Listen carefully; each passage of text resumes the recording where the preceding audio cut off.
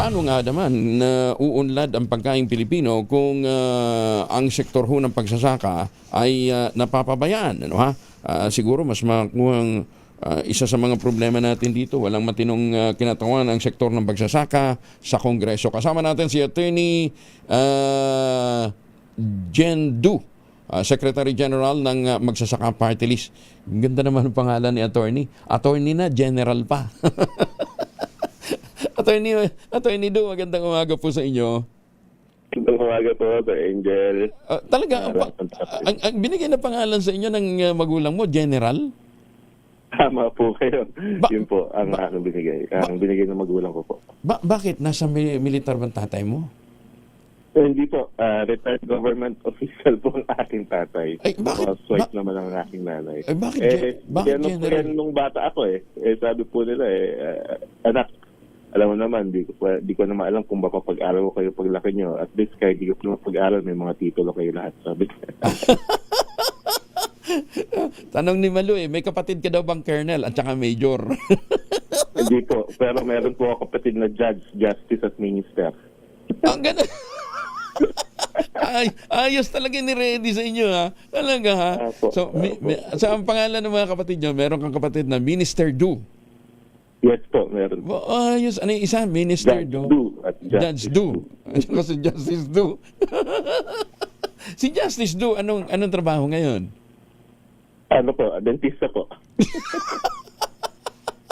Doktor na, justice pa. Ayos ha. Binigyan nyo ng ideya yung mga yung mga may bagong silang na sanggol. Teka muna. Buti nga po na pagtapos kami.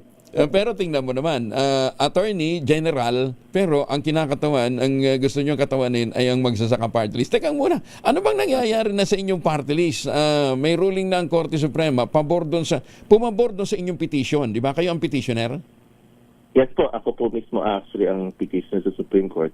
Kung maaalala po kasi ng mga tagaparinig, taong 2019 po nakaupo na po kami sa magsasaka party list. Okay. 2022 elections nanalo rin po kami. Pero yun na po, hindi na po kami nakaupo nung dahil meron nga pong umaagaw ng mga panahon po na yun sa magsasaka party list. Alam niyo po kasi sa Pampalad, ilan lang dyan sa Kongreso ang parang tunay na party list po So kami po sa magsasaka party list, talagang binuo ng mga magsasaka. Oo. Alam mo yan, naging congressman po kayo, Sir Angel, di ba? Oo, mahirap manalo.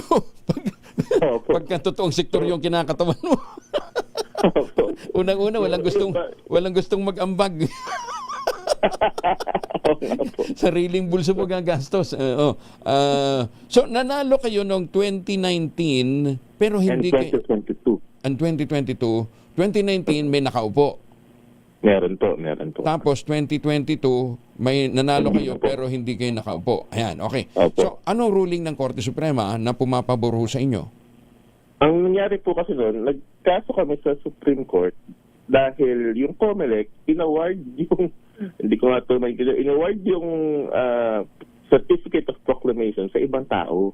Kasi merong ibang nag-file para sa magsasaka party list. So, it was a long and protracted legal battle. But in the end, ang Korte Suprema po ay nag-decide na ang magsasaka party list ay yung, kumbaga yung faction po na kasama ako. Kasi po ako simulat sa pool, ako ang original Secretary General. Okay. Sino-sino? Ano-ano yung mga grupo na kasama ho ng inyong itong grupo? Ay yung mga farmers co-ops po talaga all over the Philippines. Farmers co-op. Yung mga liga ng mga MAU ng Municipal Agricultural Officers. Kasama nyo rin yung mga iba pong mga MAU po nakaka-relate. Pero yung sa liga po, may mga kaibigan po diyan. Nakasama din. Yes po. Oo. So sa anong mga regions nanggagaling yung mga farmers ho ninyo na kapanalig? Luzon, Visayas, Mindanao po yan. Pero ang concentration po nasa Region 3 at saka Region 6. Yung talagang mga farmers, mga farming regions yan. Ayan. Sino dapat ang maging kinatawan ninyo noong 2022? Noong 2022 po, marami pong nag-file Una, yung dating aming congressman nung naupo ng 2019, si Attorney Aljo Tabatbat, na aking klase dati, Oo. kaibigan. Tapos po, meron po nag-file itong actually nakaupong congressman ngayon to eh, ayaw ko sa banggitin, pero si dating Pasingero Party List, congressman, nominee. Tapos, ganun? may, Nag-nominate. ayaw ko lang banggitin pangalan kasi, Hindi, ibig niyo sabihin, mula sa inyo, lumipat, bumuo ng ibang party list, ganon. Hindi po, galing siya po sa Aero Party List, natalo siya doon, tapos inaagaw niya nun yung magsasaka. Parang ganun po ang nangyari. Okay. Yun po ang naging kaso sa Supreme Court. Okay. Pero kasamaang palad, naging final and executory na itong Supreme Court case noong, ito lang po, last year lang, noong July 2025. Nung tapos na, no? hindi na kayo lumaban. Ito ang termino. Tapos nung tumakbo kami po ng 2025 din, dahil nga sa gawa ng gulo, tapos hindi po nakaupo ng 2022 to 2025, kinapos po kami ng ilang boto lang. Naka 200,000 plus votes rin kami, pero pinapos na po. Okay. So, kayo ho ang kumakatawan sa sektor ng mga magsasaka. Kasi yung isang grupo yata, ang tawag doon yung FFF, Federation of Four Farmers lang pala yun. hindi po namin kasama yung mga... Apat lang ba lang miyembro na dati 3, naging 4 kaya Federation of Four Farmers. At least po dumadami sila. Okay. So, ngayon sa darating na eleksyon, malinaw na doon sa ruling ng Korte Suprema na kayo ang pipili ng kinatawan. Yes po. Final and executory judgment na po yun. Umaga wala na po pwedeng mag-MR o apila. Para naman at least finally magkaroon ng totoong kinatawan ang mga magsasaka sa Kongreso, ano ha? Anong ruling na ano pang iniintay? May sinasabing hinihintay pang ruling galing sa Korte Suprema. Opo. Kasi po, itong, meron na naman nga pong mga bago. Alam niyo po, sabi ko kasi pag bago yung, pag yung Patrice Etunay, wala naman kami malaking backer sa likod namin so marami nang gugulo.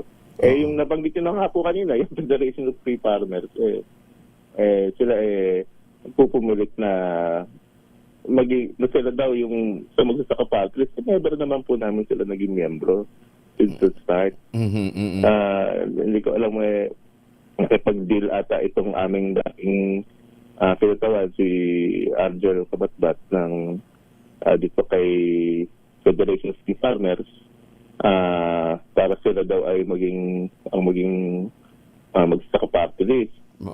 Ang problema nila, mayroon po Supreme Court ruling na nagsasabi na actually pangalan ko po mismo ang nakalagay doon. Oo, pangalan nyo, nabasa ko kaya nga nililinaw natin na finally merong ruling ang Korte Suprema, kinikilala kayo bilang lehitimo tunay na sektor action nga ng magsasaka party. So, i-file po sa COMELEC last year din po, after po naging final and executory yung kaso.